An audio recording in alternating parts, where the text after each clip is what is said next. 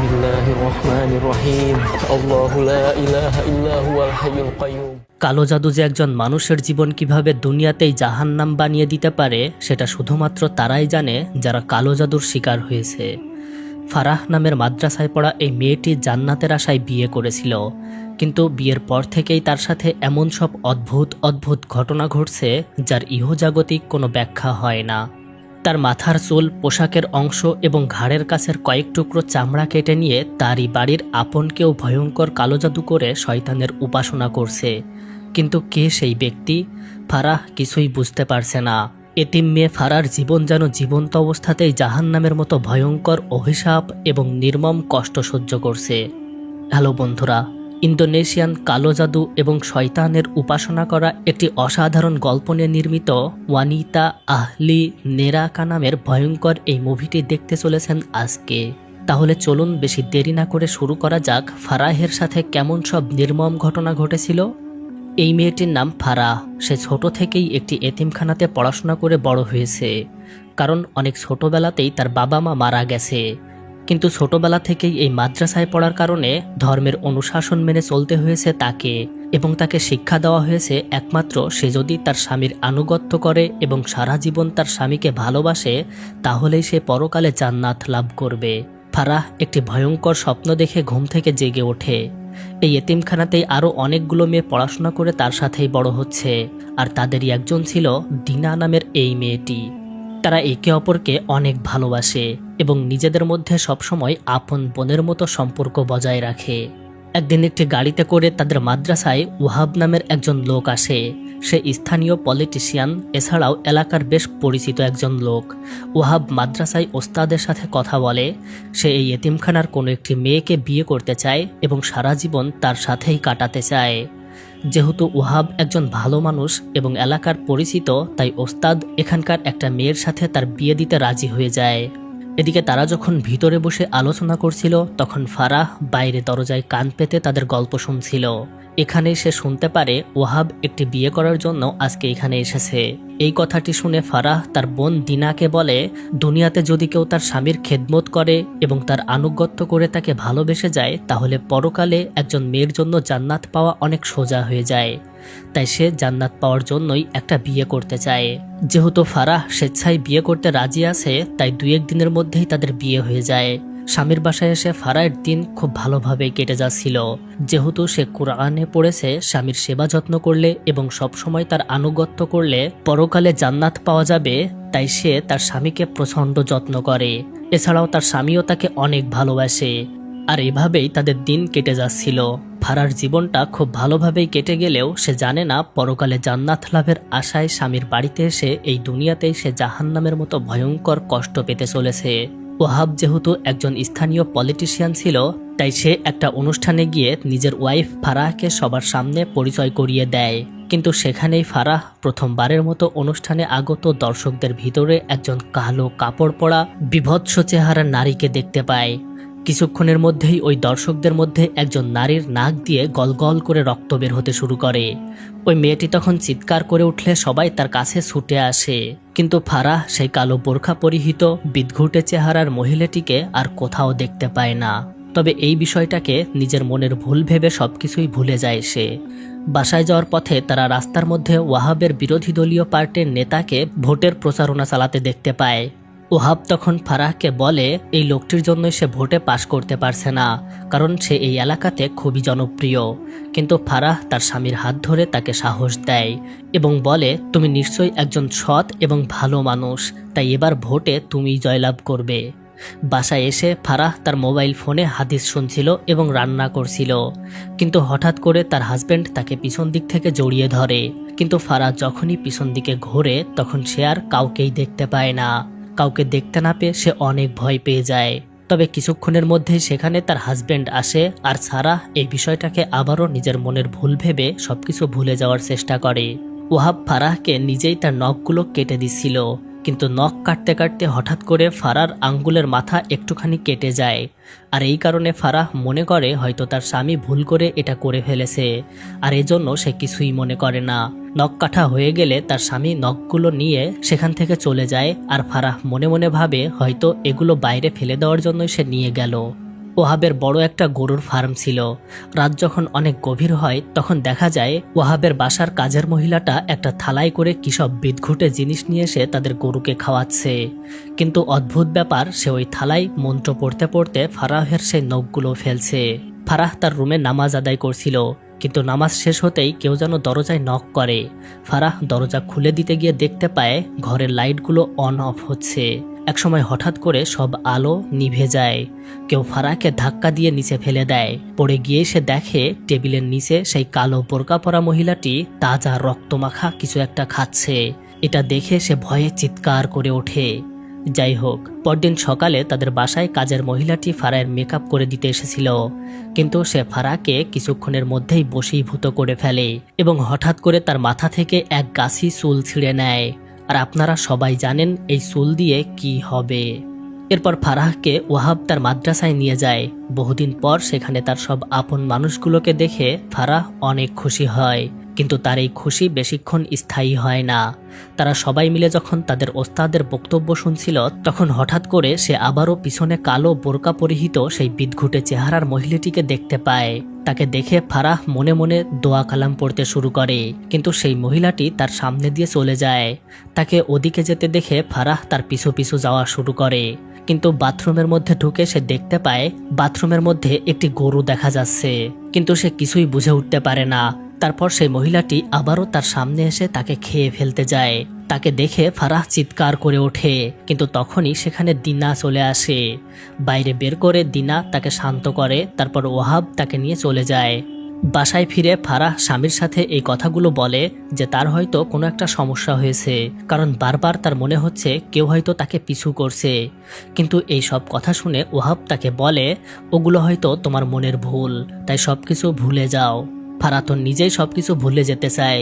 সে শান্তিতে তার হাজব্যান্ডের সাথে বসবাস করতে চায়, কিন্তু হঠাৎ করেই তারা শুনতে পায় তাদের বাসায় যেন কেউ কোনো ভাঙচুর করছে। প্রচণ্ড শব্দে বাড়ি কেঁপে ওঠে এবং সেই সাথে পুরো বাড়িটি অন্ধকারে ঢেকে যায়।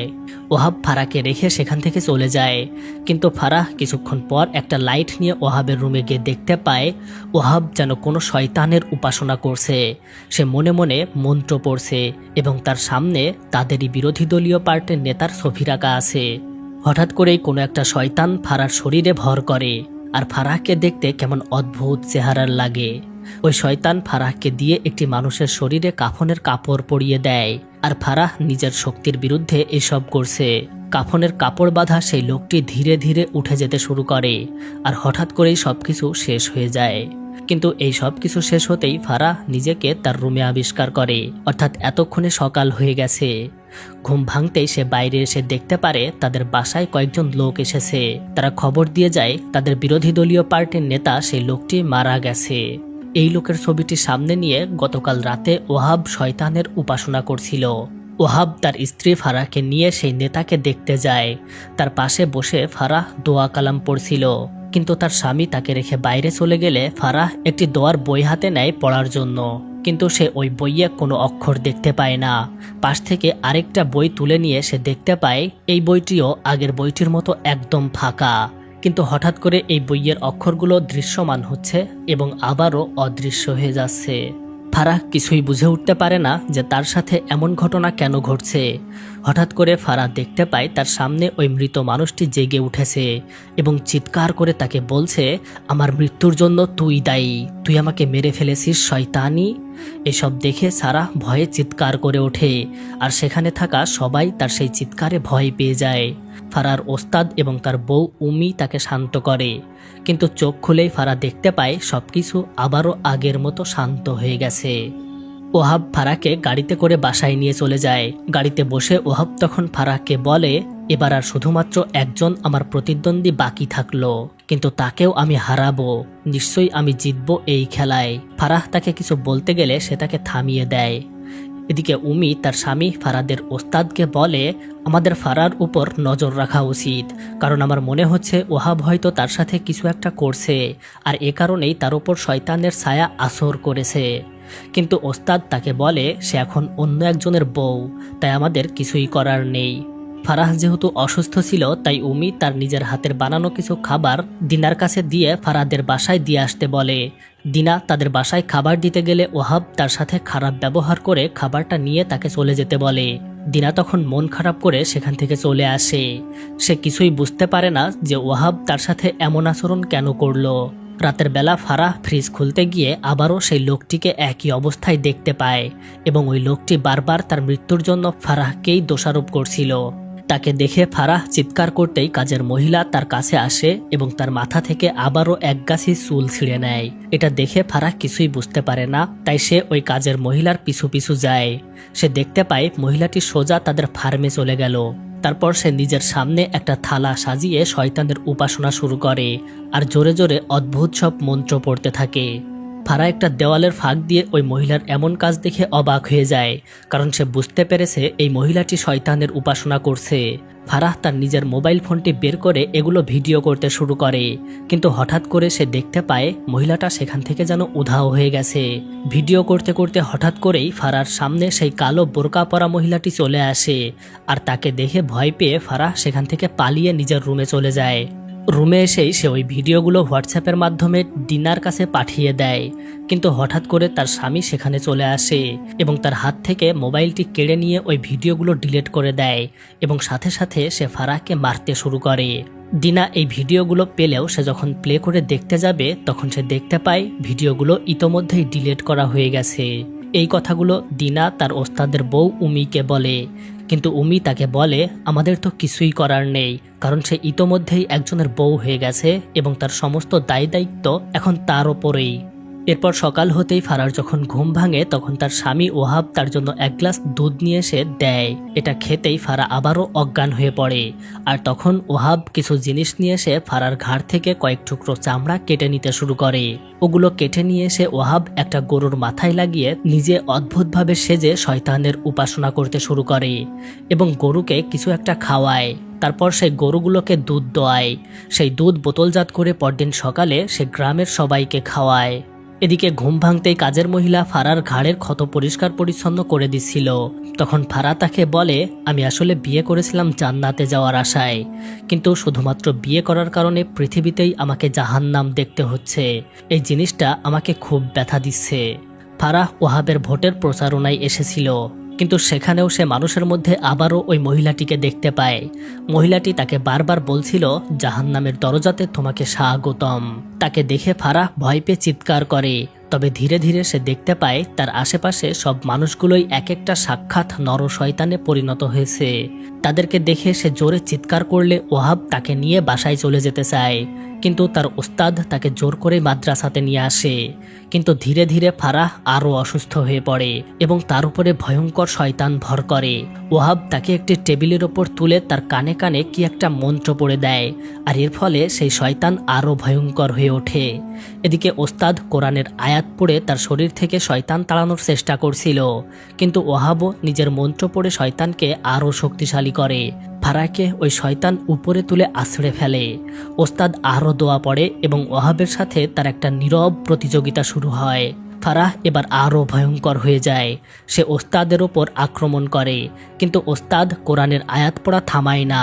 হঠাৎ করে সে সবাইকে ফেলে ওস্তাদের ওপর আক্রমণ করে এবং তাকে মেরে ফেলার চেষ্টা করে।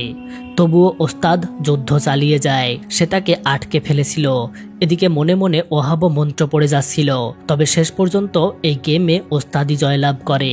ফারাহ থেকে শয়তান চলে যেতেই সে অসুস্থ হয়ে পড়ে এবং তার মুখ দিয়ে রক্ত বমি ওঠে। ওহাব ফারাহকে নিয়ে বাসায় চলে যায়। বাসায় গিয়ে ওহাব ফারাহকে প্রচণ্ড মারতে থাকে এবং তাকে বলে, তোর জন্য আমার সমস্ত পরিকল্পনা শেষ হয়ে যাচ্ছে, অথচ আমি সেই মহাশক্তি পাবার খুব কাছাকাছি অবস্থান করছি। কিন্তু ফারাহ তার স্বামীকে বলে, আমি ভেবেছিলাম তোমার মাধ্যমে জান্নাতে যাব, কিন্তু তুমি সাক্ষাৎ একটা নরপশু। তোমাকে অনুগত করাও আমার জন্য মহাপাপ। এবার ওহাব আরও রেগে গিয়ে তাকে মারতে থাকে এবং বলে, আজকেই আমাকে এই গেম শেষ করতে হবে। আজকে আমি সেই মহাশক্তির উৎস হাতে পাবো। এগুলো বলে সে ফারাহকে নিজের বেল্ট খুলে পেটাতে শুরু করে। তারপর ওহাব চলে গেলে কাজের মহিলাটি তার কাছে এসে তাকে বলে, তুমি আজকেই এই বাড়ি থেকে পালিয়ে যাবে, আমি তোমাকে হেল্প করব। এই বলে সে ওস্তাদের কাছে ফোন দিতে যাচ্ছিল, কিন্তু তখনই ওহাব চলে আসে এবং ফোনটি কেড়ে নিয়ে তাকে উপাসনার জন্য প্রস্তুত হতে বলে। ওস্তাদ ফোন ধরে যখন কথা বলতে যাচ্ছিল তখন হঠাৎ করে ফোনটা কেটে যাওয়ায় তার কিছু একটা সন্দেহ হয়, তাই সে ফারাহকে দেখতে যাওয়ার জন্য প্রস্তুত হতে শুরু করে। কিন্তু সেই মুহূর্তে সেখানে ওহাবের কয়েকজন লোক এসে ওস্তাদকে আর বের হতে দেয় না। তবে ওস্তাদের বউ উমি দিনাকে বলে, তুমি দ্রুত ফারাহদের বাড়ি চলে যাও এবং তাকে প্রোটেক্ট করার সব রকম ব্যবস্থা করো। তার নির্দেশ পেয়ে দিনা ফারাহদের বাড়িতে চলে আসে। কিন্তু এদিকে ইতোমধ্যেই কাজের মহিলাটি ফারাহকে বাইরে বের করে দিচ্ছিল, কিন্তু ওহাবের লোকজন তাদেরকে দেখে ফেলে এবং ওহাব ফারাহকে ধরে নিয়ে মারতে মারতে সেই উপাসনার ঘরে নিয়ে যায়। তারপর সে ফারাহকে একটা টেবিলের ওপর শুইয়ে দিলে ফারাহ তাকে বলে, তুমি ভয়ঙ্কর একজন গরুর রূপধারী ডিমনের উপাসক, তাই না? কিন্তু নিজের স্ত্রীকে কিভাবে ওই শয়তানের উদ্দেশ্যে বলি দিতে পারো তুমি? এগুলো বলে সে বারবার ওহাবের কাছে নিজের প্রাণ ভিক্ষা চায়। কিন্তু ওহাব তাকে বলে, তোমাকে বলি দিলেই আমি ওই ভয়ঙ্কর শয়তানের সব ক্ষমতা পেয়ে যাব। এই বলে সে ফারাহকে একটি কাফনের কাপড়ে মুড়িয়ে দেয় এবং নিজে উপাসনার জন্য প্রস্তুত হতে চলে যায়। ওহাব চলে যেতেই সেখানে দিনা এসে ফারার কাছে পৌঁছে যায়। দিনা এসে দেখতে পায় ফারাকে একটা কাফনের কাপড়ে মোড়ানো হয়েছে। তাকে এই অবস্থায় দেখে সে ভয় পেয়ে যায় এবং তাকে জড়িয়ে ধরে সে কাঁদতে শুরু করে। সে ফারাহকে বাঁচানোর জন্য একটা চেষ্টা করতেই সেখানে এসে উপস্থিত হয় ওহাব। দিনা ওহাবকে ঠেকাতে যায়, কিন্তু সে তাকে ধরে দূরে ছুঁড়ে ফেলে দেয় এবং একটি মাটির পাত্র দিয়ে তার মাথায় আঘাত করলে সে অজ্ঞান হয়ে নিচে পড়ে যায়। এবার ওহাব আবারও ফারাহকে ওই টেবিলের ওপর শুইয়ে তার কপাল থেকে কিছুটা চামড়া এবং মাথা থেকে কিছুটা চুল কেটে নিয়ে শয়তানের উপাসনা করতে বসে যায়। ফারাহ দেখতে পায় একটা ভয়ঙ্কর গরুর রূপধারী শয়তান তার দিকে যতই এগিয়ে আসছে ওহাব ততই শক্তিশালী হচ্ছে। কিন্তু ওহাব যখন ওই ডিমনের সমস্ত ক্ষমতা এবং ডেভিলদের জগতের সমস্ত পাওয়ার পেয়ে যাবে, ঠিক তখনই ফারাহ টেবিল থেকে নিচে নেমে গিয়ে ওই গরুর কঙ্কালসার মাথাটি নিচে ফেলে দেয়, আর এতে করে ওই শয়তানটি নিমেষে ভ্যানিশ হয়ে যায়। এটা দেখে ওহাব প্রচণ্ড রাগে পুড়তে পুড়তে ফারাহকে মেরে ফেলতে যায়, কিন্তু সে যখনই তাকে মেরে ফেলবে তখনই তাদের মাঝখানে দিনা চলে আসে। ওহাব তখন ফারাহকে ছেড়ে দিয়ে দিনাকেই মেরে ফেলে, আর এটা দেখে ফারাহ পাশে পড়ে থাকা একটা মহিষের শিং তুলে নিয়ে ওহাবের বুকে ঢুকিয়ে দেয়, আর এখানেই সবকিছু শেষ হয়ে যায়। ফারাহ বেঁচে গেলেও দিনা এই দুনিয়া থেকে চিরজীবনের জন্য বিদায় নেয়। হ্যালো বন্ধুরা, এই অসাধারণ গল্পটি এখানেই শেষ হয়। আপনার যদি হরর মুভি পছন্দ হয়ে থাকে তাহলে আমাদের চ্যানেলটি অবশ্যই সাবস্ক্রাইব করবেন।